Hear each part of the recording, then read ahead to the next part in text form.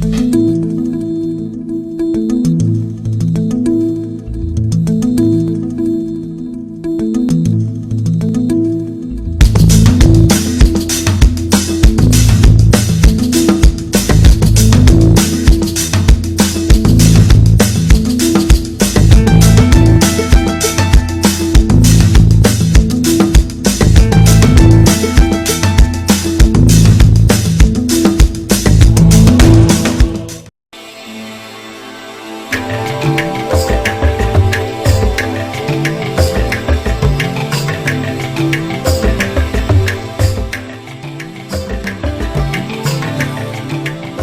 భారత భూమి పవిత్రమైన శ్రేష్టమైన పావన భూమి.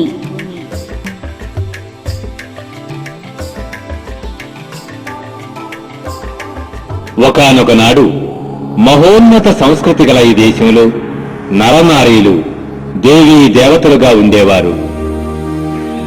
పశుపక్ష్యాదులు ప్రకృతితో పాటుగా అన్నీ సత్వ ప్రధానంగా ఉండేవి.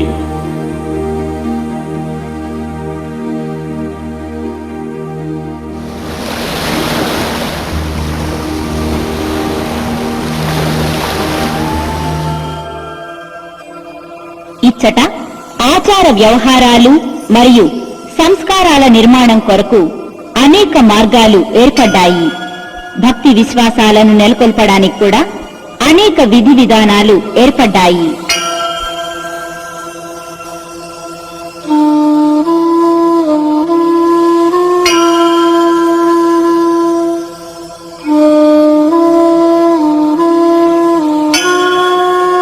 మీరు అతి శ్రేష్టమైన భాగ్యశాలి ఆత్మల్లోకెల్లా ఒకరు కావునని ఇచ్చటకు రాగలిగారు.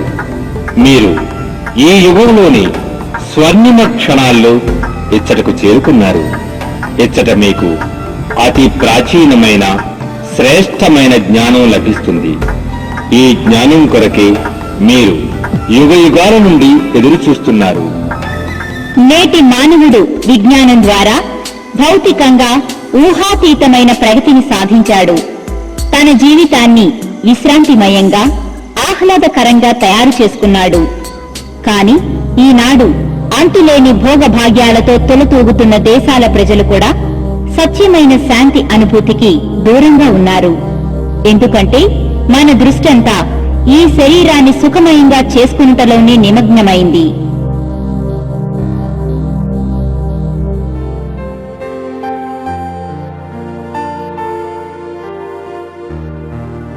మనం మనలోని ఆంతరంగిక ఆధ్యాత్మిక శక్తులను పూర్తిగా కోల్పోయాము. భౌతిక ఉన్నతితో పాటుగా ఆధ్యాత్మిక ఉన్నతి కూడా అవసరం అనే విషయాన్ని మర్చిపోయాం.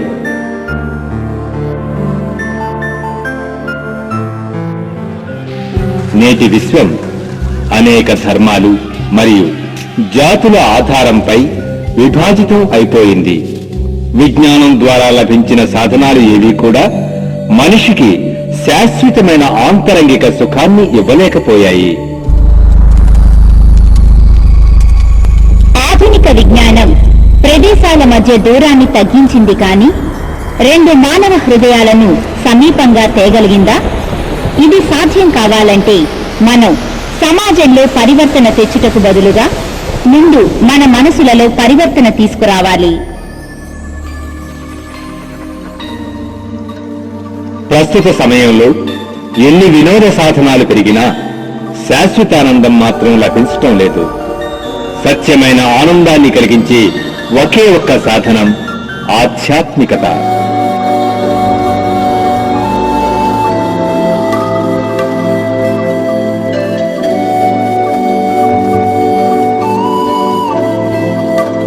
నేడు ఆధ్యాత్మికత పేరుతో స్వార్థ ప్రవృత్తి పెరిగిపోయింది.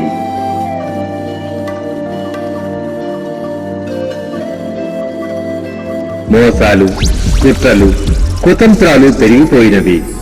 ప్రజలు హింసకులుగా అవుతున్నారు. సమాజంలో భయం, చింత మరియు ఘోర నిరాశ పెరుగుతుంది. ఇలాంటి సమయంలో మనుష్యులలోని ఆంతరంగిక ఆత్మవిశ్వాసం ఎలా కలుగుతుంది?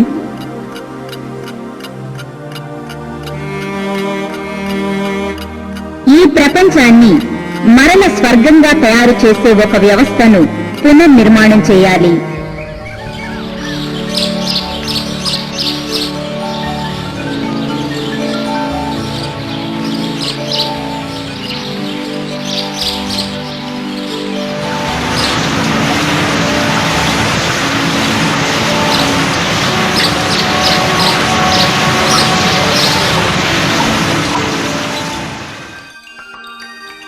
ఇలాంటి వ్యవస్థను తయారు చేయుటకు వ్యక్తుల ఆలోచనల్లో పరివర్తన తీసుకురావడం ఎంతైనా అవసరం. ఈ మార్పు కేవలం రాజయోగాభ్యాసం ద్వారానే సాధ్యం.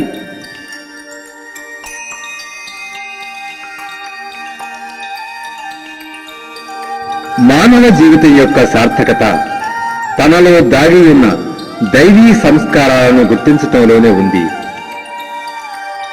ఈనాటి మానవులు భౌతికతలో పడి తమను తాము పూర్తిగా మర్చిపోయారు. ఈ కారణం చేతని అతని జీవన యాత్ర మానసిక ఒత్తిళ్లు, బాధలు మరియు కష్టాలతో కొనసాగుతుంది. ఎక్కువగా మనిషిని చాలా చింతలకు గురి చేసేది మనస్సే.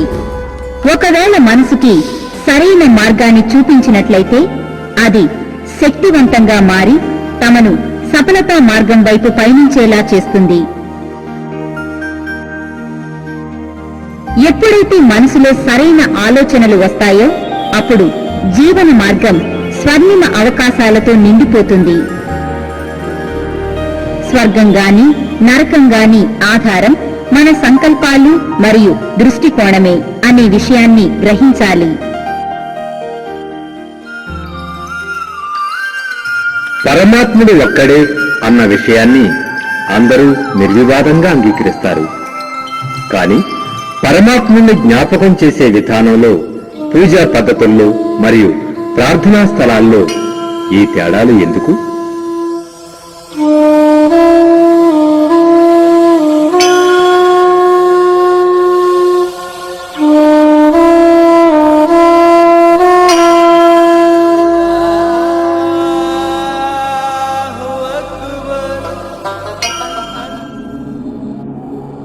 మందిరాలు, మసీదులు, గురుద్వారాలు మరియు చర్చీలు అన్నీ కూడా ఒకే ఒక జ్యోతి బిందు స్వరూపుడైన పరమాత్మ యందే విశ్వాసాన్ని తెలియచేశాయి. అతనిని గాడ్, ఖుదా, జెహోవా అని ఇలా ఏ పేరుతో పిలిచినా అతని యథార్థ స్వరూపం జ్యోతి బిందువే. పరమాత్ముని యథార్థ స్వరూపం యొక్క పరిచయం లేనందువలననే మనం ధర్మ భేదాలు, జాతి, మత, ప్రాంతీయ భేదాలు మొదలగు అనేక అభిప్రాయాలతో విభజింపబడ్డాం. ఆధ్యాత్మికత పేరుతో హింస, ద్వేషం పెరిగిపోయాయి. కానీ అన్ని ధర్మాల వారికి కావలసింది ఒకే ఒక్కటి, అది శాంతి.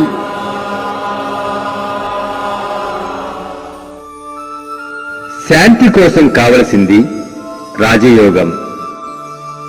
కేవలం రాజయోగం ద్వారానే మనసును పరమాత్మ యందు సంలగ్నం చేసి మానసిక శక్తిని పొందవచ్చు. తద్వారా వ్యర్థ సంకల్పాలు మరియు చెడు ప్రవర్తనలు అన్నీ సమాప్తం అవుతాయి. అప్పుడు దివ్య గుణాలను ధారణ చేయుట తేలికవుతుంది.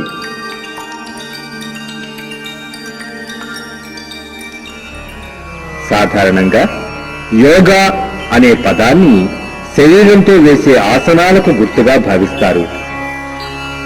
కానీ మనం ఇక్కడ రాజయోగం గురించి చర్చిస్తున్నాము. ఈ రాజయోగం సహజమైంది మరియు యోగముల్లోకెల్లా సర్వోన్నతమైనది. యోగం అనగా జోడించుట అని అర్థం. ఇందులో ఆత్మ తన సంబంధాన్ని పరమాత్మతో జోడిస్తుంది.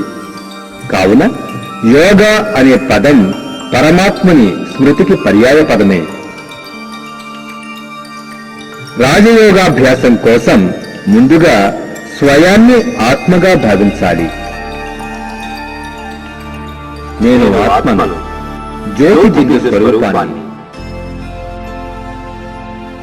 రెండు కనుబొమ్మల మధ్యలో మెరిసేటటువంటి నక్షత్రాన్ని.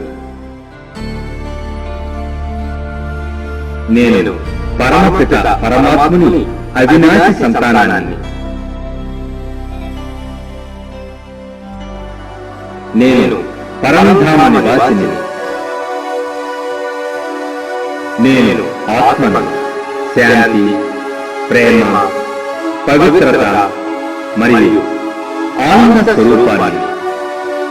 నేను ఒక శుద్ధాత్మను మరియు శక్తి స్వరూప చైతన్య ఆత్మను.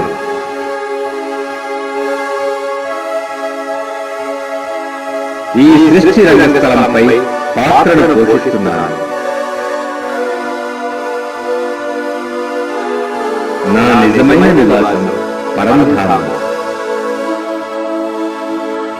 నేను ఆత్మను ఈ శరీరం ద్వారా పాత్రను అభినయిస్తున్నాను. ఆత్మలందరూ ఒకే పరమపిత పరమాత్మ సంతానం, పరస్పరం సోదరులే.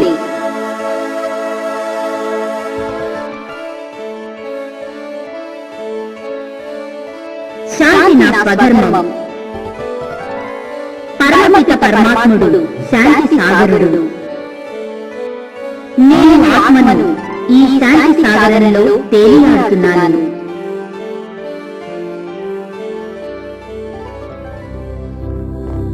ఈ విధంగా చింతన చేస్తూ మనస్సు, బుద్ధి ద్వారా పరమాత్మ శివునితో స్నేహపూర్వకమైన అనుభవం పొందడమే రాజయోగం. ఈ రాజయోగంతో శాంతి మరియు సర్వశక్తుల్ని సహజంగానే అనుభవం చేసుకోవచ్చు. రాజయోగం ద్వారా మనం సంకల్పాలను కూడా స్వాధీనం చేసుకోవచ్చు. ఏ విధంగా భోజనం ద్వారా శరీరం శక్తిశాలిగా అవుతుందో అదేవిధంగా ఆత్మను శక్తిశాలిగా చేసుకున్నటకు ఆధ్యాత్మిక జ్ఞానం మరియు రాజయోగం అనే ఆత్మిక భోజనం అవసరం. జీవితంలో ప్రతి అడుగులో సఫలతను అందించేది ఒకే ఒక్క రాజయోగం.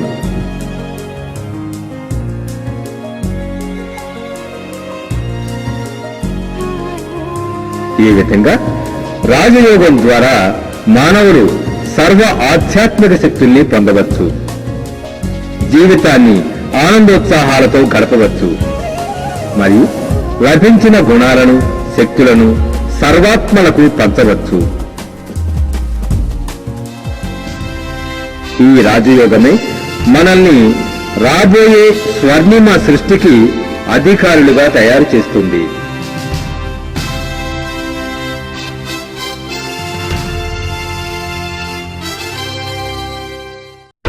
ఈ సృష్టి ఒక రంగస్థలం. ఈ రంగస్థలంలో మనం ఆత్మలం విభిన్న శరీరాలను ధారణ చేసి సత్యయుగారంభం నుండి కలియుగ అంతిమ సమయం వరకు భిన్న భిన్న పాత్రను అభినయిస్తున్నాము. కలియుగం చివరకు సంగమ యుగంలో సర్వాత్మల తండ్రి అయిన నిరాకార శివ పరమాత్ముడు అవతరించి తిరిగి ఈ సృష్టిపై దేవీ ప్రపంచాన్ని స్థాపన చేయుచున్నారు.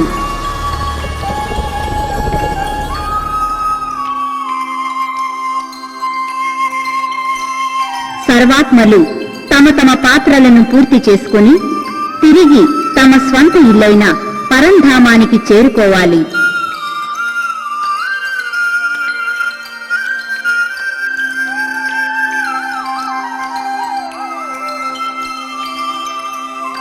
ఇప్పుడు ఆ సమయం రానే వచ్చింది.